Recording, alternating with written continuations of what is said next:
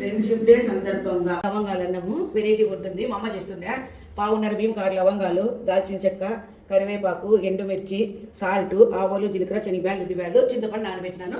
చూపెట్టదు rice rice ముందుగానే చేసి పెట్టుకున్నాం. ఇలా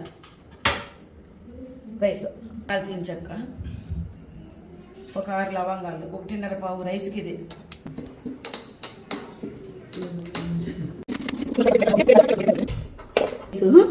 ఆవాలు, జీలకర్ర, శనగబ్యాలు, ఉద్దిబ్యాలు అన్నీ వేసేసాను.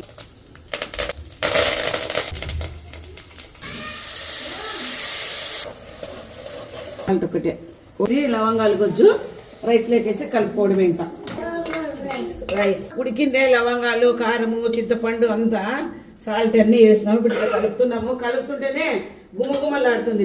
ఎట్లుంది నాన్న?